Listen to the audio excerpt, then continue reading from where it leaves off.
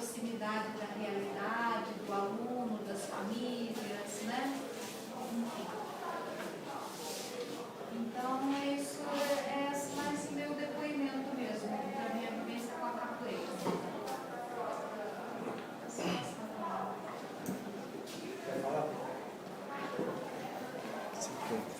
Senta, fala um pouquinho. Fala da sua experiência.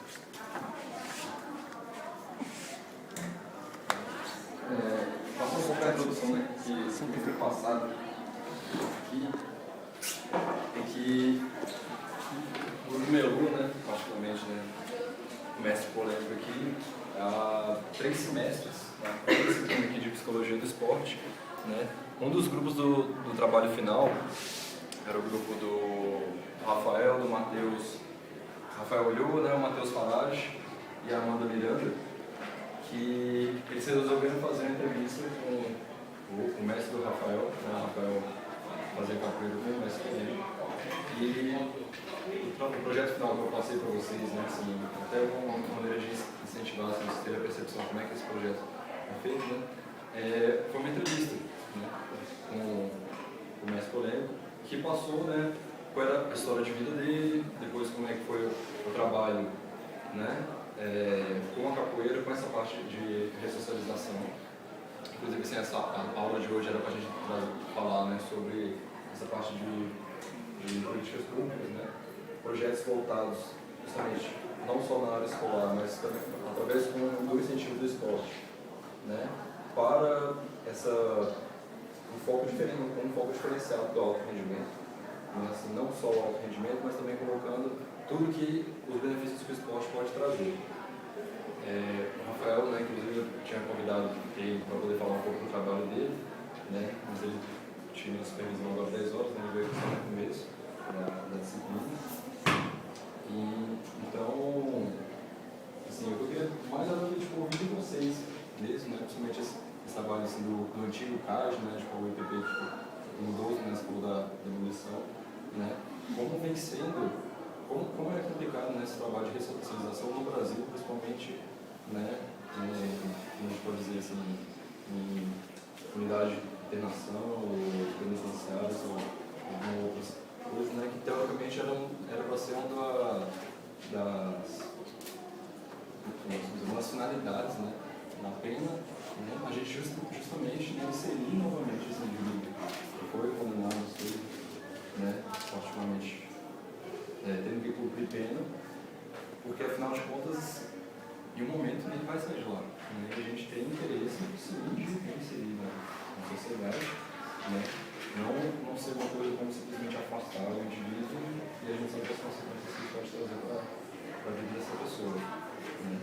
Então, o que eu achei bacana do trabalho do Rafael, né, do trabalho desenvolvido, é justamente o que a gente veio conversando em algumas aulas aqui, né, esse ponto da gente não desvincular, né, como se esporte fosse uma coisa, né, e você ter disciplinas acadêmicas como se fosse outra coisa, né, porque isso não pode, como se falou da transdisciplinaridade, a multidisciplinaridade, né, como a gente pode conseguir benefícios, né, na utilização de ambos nessa conjunção, né, de cada.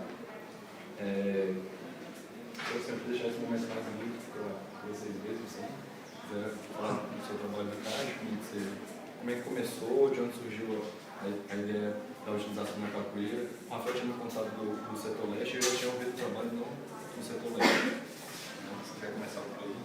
Certo. Só me permita, antes, quem quiser fazer uma intervenção, quiser participar também, né? Nós sempre tivemos assim, muita abertura para colocar, inclusive se, não sei se tocar um pouco vai incomodar um pouco as aulas do lado, não vai ter trabalho igual, mas se acontecer um clima aqui de fazer uma rodinha, quem quiser participar, aliás, as nossas rodas normalmente são assim, né?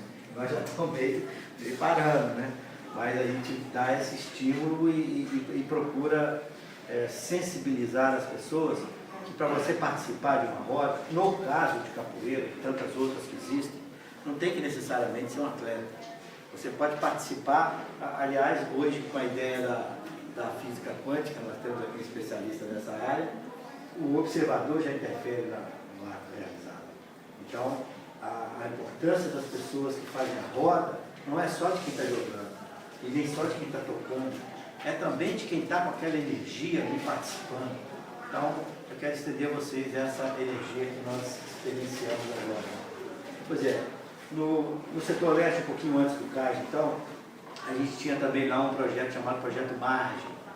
E tantas vezes voltamos aqui na UNB para conversar com o professor Felipe, de entomologia, professor Pedro Américo, tantos outros, né?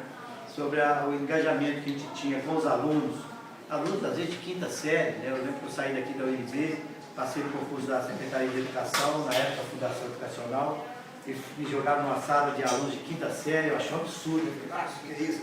E comecei a aprender bastante com eles, e até o final passei a respeitar muito, até aprender um pouco sobre Wallace, Conrad Z. Wallace, né? Com a teoria do imprint, tão importante na psicologia comportamental, principalmente da etologia, né? Do comportamento animal, da importância de você ter excelentes profissionais, grandes profissionais, a cadeira ali, profissionais graduados para iniciarem a alfabetização, os primeiros contatos educacionais. E a gente tinha uma tendência de fazer o inverso, né? Deixar os doutores para ensinar os pós-graduados e todo respeito às normalistas, tem um respeito enorme por elas, mas achar que para alfabetizar não precisa ser tão graduado. Eu acho que os PhDs, os pós-doutorados, é que deviam estar se preocupando com as primeiras educações, e lembrando aí a teoria do imprint, né? Quanto mais cedo você tem um contato. Então a melhor conversa eu acho que é essa, a gente logo no início abrir bastante qual é a ideia da gente. Então esse projeto mais um projeto de educação ambiental, que a gente fazia aulas no Cerrado, não ficava restrito à sala de aula, lembrando um pouco Aristóteles com a escola da hipotética e também a própria hermenêutica, né, Sócrates, o Écio Tibeiro, só sei que nada sei, a gente ia aprendendo junto com os alunos, convidar outros professores de outras disciplinas para fazermos uma aula a várias mãos e a várias cabeças, né, vários alunos e professores. Então, juntava esses corpos docentes, discentes, servidores, né? Convidava todo mundo, chamava pelotão lacustre para acender um barquinho para a gente fazer umas navegadas. Às vezes até tínhamos apoio da Capitania em Portos. Chegamos a fazer o primeiro navegada de defesa do Lago Paranoá, com 40 pessoas participando. E aí o próprio atual governador participou com a gente, como secretário de turismo na época. Então a gente procurava envolver. Eu cheguei a mandar e-mail, na época não era e-mail, na época era fax, né? Cheguei a mandar fax até para a presidência da República. E o Fernando Henrique Cardoso, me lembro que respondeu: obrigado pelo convite, mas a agenda está cheia, não vou poder ir. A gente convidava todo mundo. Cristóvão chegou a participar uma vez, né? Grande professor Cristóvão, que aqui na UNB já teve a perspicácia de perceber que ecologia e economia poderiam ser aliadas, né? Como aliás todas as áreas deviam ser, e estendendo isso às próprias pessoas. A capoeira por si só ela é uma atividade socialista, né? Não se pode fazer capoeira sozinho, por melhor que seja o artista, não consegue fazer. Então a saudação na capoeira, o salve na capoeira nada mais é do que um obrigado pela presença do colega, de você, do parceiro, para a gente poder fazer isso. Então essas atividades a gente saía do laboratório, começou a perceber que tinha pouco microscópio para ver tanto micróbio, né? E tantos alunos, sala com 50 alunos, aí tinha aquela história de ficar dividindo a turma em duas partes para fazer aula de laboratório. Aí a gente começou a filmar os micróbios, né? Com apoio também de várias pessoas, como eu, né?